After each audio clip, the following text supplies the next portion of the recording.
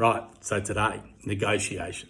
One of my favourite subjects, something I'm passionate about, something that I don't think enough people understand because they don't understand that we're all involved in negotiation. Wherever you find two or more human beings interacting, you're going to find negotiation, and it happens at all levels. It can be you and your partner negotiating about what's for dinner tonight, or it can be multiple countries with trade delegations negotiating a complex and wide-ranging trade agreement.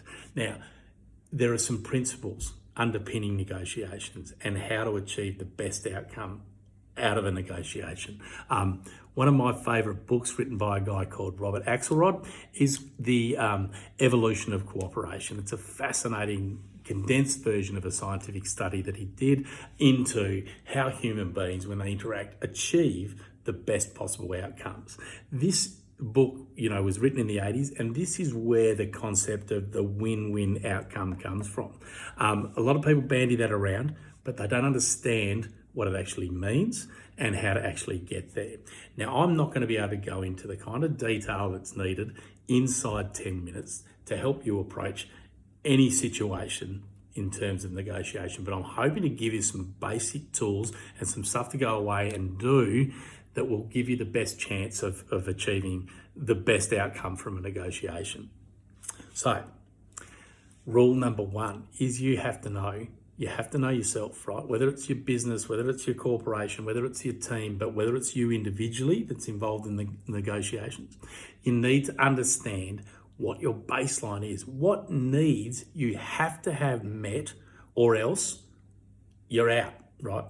In terms of business, you're out means you're going to go bankrupt, you're losing money, you might as well shut the doors and go home now. In terms of relationship, your emotional needs aren't going to be met, so you're going to be miserable in that relationship, you're not having a good time, and so you might as well be out, right? You might as well be single rather than have that happen. In terms of international things, it gets more complicated than that. But there is, on an individual level, on a company level, on an international level, there are certain needs that have to be met for you to stay in that relationship, whether it's business to business, as I said before, countries, personal relationships. The other thing you need to understand is understand the other person's needs. If you don't understand the other person's needs, how are you going to meet them, right? And that's what a good agreement is, that both parties' needs are being met. If you don't know what the other party's needs are, how are you going to meet them, right? You may go into a negotiation, you're asking for certain things that are well below the needs that need to be met by that person, and they're thinking they're being unreasonable, right? They're being unreasonable. Maybe the case, may not be the case, but if you don't understand where their needs are, right, you're not going to understand where their baseline is. Everything above that, that's the negotiation range. That's where you want to live, right?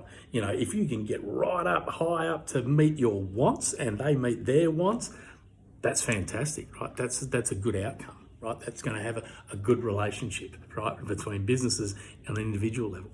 But it's about finding where your needs are, understand where their needs are. And then when you're negotiating with someone, I find people that, I speak to, and they've entered into a negotiation and they've had a bad outcome. They've had an outcome where their needs haven't been met. And quite often, and I see it even with politicians, right, they will blame. They will go, oh, that person, they're just unreasonable and they're doing this and they're doing that and they're taking advantage and blah, blah, blah. So, okay, yeah, that's one half of it. But if you're going to be completely honest, and this is a harsh thing, right, and it's hard for people to grasp. If you've gone into a negotiation, right, and you've been naive, right, you've been naive going to that negotiation, you haven't done your homework, you don't understand where your needs are, you don't understand what the other person's needs are, and you don't understand how to negotiate, like you've just gone in there and rolled over every time they've wanted something, well, you've got to own that, right? You've got to own that, because if you keep doing that in a negotiation, you're going to keep getting walked over, right? So don't stay in, right, whether it's a business relationship, right? Don't stay in a relationship just to be in a relationship, right?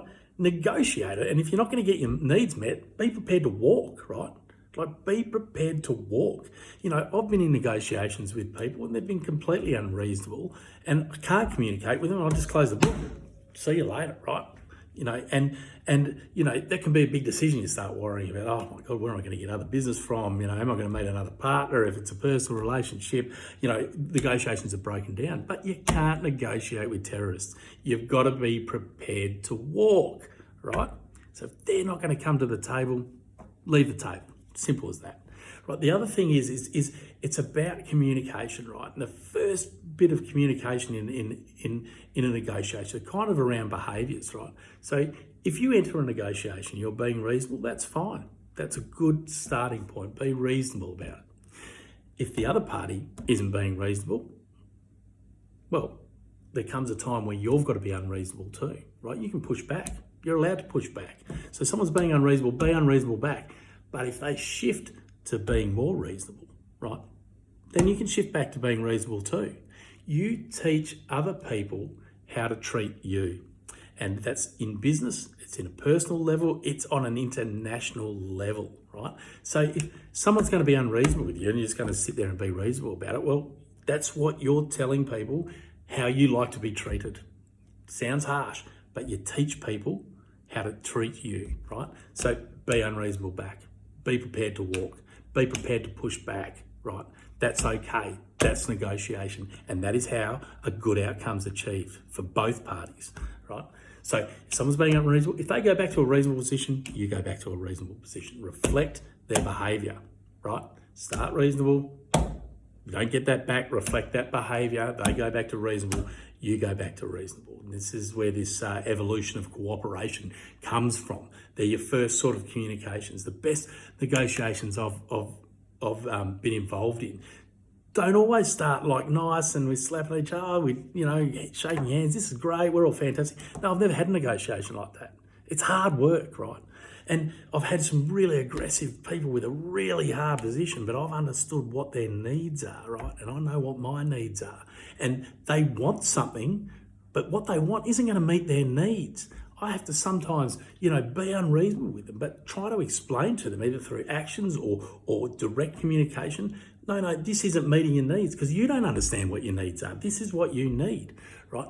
And then once you get through that difficult stuff, once you clash heads, and it doesn't always happen, like I said, you've got to be prepared to walk. If they're not going to move to a reasonable position, you need to think of another strategy, and that may be walk from that relationship, right? It may be remove that person from the organisation. It may be, hey, we're going to cut off business ties with this supplier because they're just being completely unreasonable. But be prepared to take that step.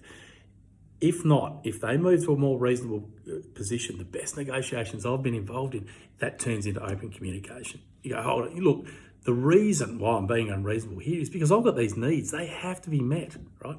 They have to be met, or else I've got nothing, right? I've got nothing. I might as well close the doors of the business and go home, right? And then they'll come out and go, well, these are my needs that be met. And I didn't understand that before, but now I do. And you build on that, right? How do we work together to start to achieve some of our wants, right? How do we increase profits a bit? And how do you decrease timelines for us if you're, supplying products to us? All that sort of stuff. You get to have that open conversation. So good relationships in the business world, right, are built out of good initial agreements, good communication and length of time. If you've got a long relationship with someone and you've had good communication and it's built on the basis of a good agreement, right, you're going to have a good relationship with that person, right, if both the needs are being met.